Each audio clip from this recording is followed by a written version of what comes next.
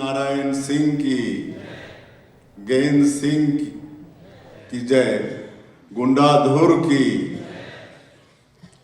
आज जनजातीय अस्मिता, अस्तित्व और विकास विषय पर आयोजित एक दिवसीय संगोष्ठी में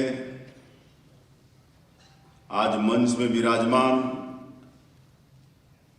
छत्तीसगढ़ के वन एवं जलवायु परिवर्तन मंत्री श्री केदार कश्यप जी, आज के संगोष्ठी के मुख्य वक्ता श्री अतुल जोग जी, अखिल भारतीय संगठन मंत्री बनवासी कल्याण आश्रम,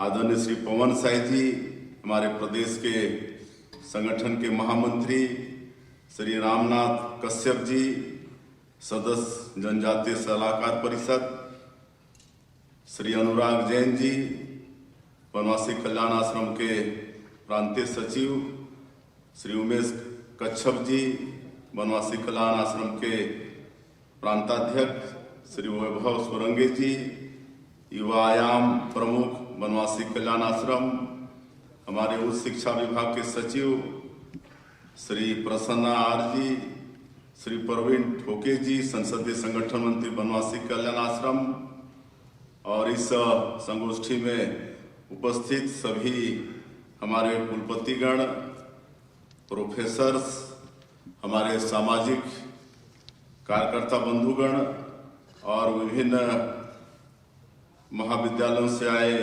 हमारे स्टूडेंट और मीडिया के मित्रगण, आप सभी को जय जोहार।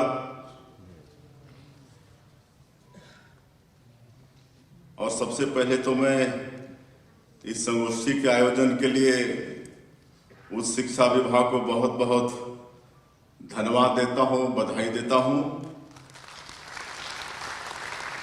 और जब 15 नवंबर जनजातीय गौरव दिवस की बात आई और इसको 5 अक्टूबर रानी दुर्गावती जी की जयंती से लेकर 15 नवंबर धरती आबा बिरसा मुंडा की जयंती तक मनाना है, तो 5 अक्टूबर के पहले एक बैठक हुआ था जिसमें हमारे उच्च शिक्षा विभाग के अधिकारी भी थे, हमारे कुलपतिगण भी थे, हमारे सामाजिक कार्यकर्ता भी थे, और मेरा भी सौभाग्य था कि उस बैठक में हम भी शामिल थे। और पूरे 40 दिन की उसमें रूपरेखा बनी और सरकार भी कैसे इस जनजातीय गौरव दिवस को मनाए, इस पर भी चर्चा हुई। और आज बड़े गौरव के साथ हम ये कह सकते हैं कि उस बैठक का बड़ा सार्थक परिणाम निकला। 5 अक्टूबर से लेकर 15 नवंबर तक पूरे 40 दिनों तक छत्तीसगढ़ प्रदेश के अंदर में जनजातीय संस्कृति, जनजातीय अस्मिता और जनजातीय गौरव दिवस, इस पर विभिन्न तरह के कार्यक्रम हमारे महाविद्यालयों में और भी जगह हुए।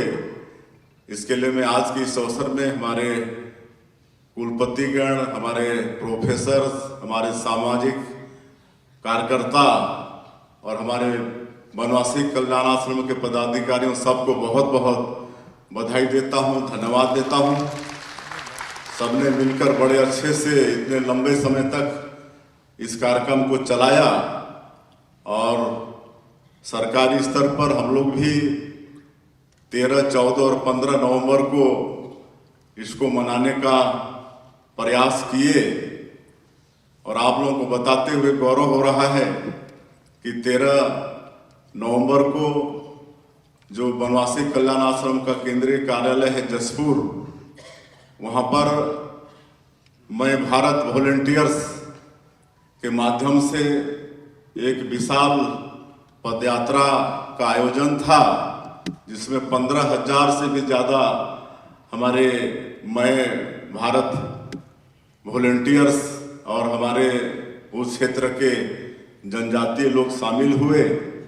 10 किलोमीटर की पदयात्रा थी और मेरा सौभाग्य था कि उस पदयात्रा में हम भी थे और भारत सरकार से हमारे मनसुख जी मांडविया केंद्रीय मंत्री आए थे। उनके मार्गदर्शन में वो पदयात्रा हुई और 10 किलोमीटर के अंदर में इतनी अच्छी व्यवस्था, पूरे 10 किलोमीटर के अंदर में जितने भी हमारे जनजाति समाज के लोग थे, अलग अलग अपना स्टॉल पदयात्रा के स्वागत के लिए लगा के रखे थे। कहीं कंवर समाज के लोग, कहीं गोंड समाज के लोग, कहीं हिंदू राव समाज के लोग, कहीं खेरवार समाज के लोग, कहीं नगेसिया समाज के लोग। इस तरह से जितने भी जनजाति हैं सब अपना अलग अलग स्टॉल लगाकर रोड के किनारे पदयात्रियों का स्वागत किए और जो हमारे जनजाति व्यंजन वो भी बनाकर पूरे पदयात्रियों को मतलब निःशुल्क में खिलाने का काम भी किए। कहीं पानी पिलाने की व्यवस्था, कहीं फल की व्यवस्था। इस तरह से बहुत अच्छा वो पदयात्रा हुई। ये 13 नवंबर को हुआ और मनसुख भाई मांडविया उसका एक छोटा पिक्चर बना के माननीय प्रधानमंत्री जी को भी दिखाए। तो माननीय प्रधानमंत्री देखकर इतना खुश हुए कि मनसुख भाई को बोले कि अब ये पदयात्रा महीना में 2 बार करो। और हम लोगों का गौरव है छत्तीसगढ़ का और जसपुर जिले का, ये जो पदयात्रा की शुरुआत हमारे यहाँ से हुई।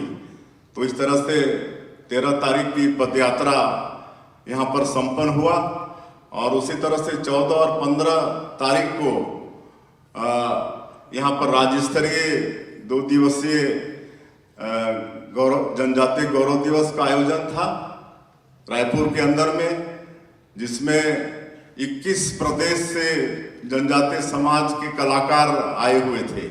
पूरे देश के 21 प्रदेश से आए थे। 28 टीम भाग ली थी और 2 दिनों तक उनका कार्यक्रम चला और 15 नवंबर को प्रत्येक जिले में जनजातीय गौरव दिवस समारोह का आयोजन था, जिसमें हर जिले में हमारे मंत्रीगण, हमारे सांसदगण, विधायकगण मुख्य अतिथि के रूप में वहां पर शामिल हुए और जो स्थानीय जिले के जो कलाकार थे जनजातीय समाज के, सबको वो मंच मिला। तो इस तरह से मैं समझता हूँ सब मिलकर इस जनजातीय गौरव दिवस को बहुत अच्छे से छत्तीसगढ़ में मनाने का प्रयास किए हैं। इसके लिए मैं आप सभी को फिर से बधाई देना चाहूँगा। और ये जनजातीय अस्मिता एक बड़ा महत्वपूर्ण विषय है और जनजातीय समाज का इतिहास बड़ा गौरवशाली रहा है। संस्कृति भी बहुत समृद्ध रही है। मैं तो कहता हूँ जनजातीय संस्कृति और सनातन संस्कृति बिल्कुल एक साथ ये प्रारंभ हुए। जब हमको लगता है कि सृष्टि यहाँ पर शुरू हुआ है, तभी से ये जनजातीय संस्कृति भी शुरू हुई है और ये सनातन संस्कृति भी शुरू हुई है। जिस तरह से आप देखते हैं त्रेता युग में सनातनी संस्कृति के आराध्य भगवान राम रहे, तो आदिवासी संस्कृति के भी आराध्य भगवान राम रहे। हमारे जनजातीय भाई लोग शुरू से ही भगवान राम को आत्मसात किए हुए हैं और आप देखेंगे कि जितने भी जनजाति समाज के लोगों के नाम में राम है ही है। सोमारू राम, मंगरू राम, बुधारू राम, मतलब राम है ही है। तो इससे बड़ा और क्या हो सकता है हमारे जनजातीय संस्कृति के लिए। और इसलिए हम कहते हैं कि ये जनजातीय संस्कृति ये सनातन संस्कृति का उद्गम है।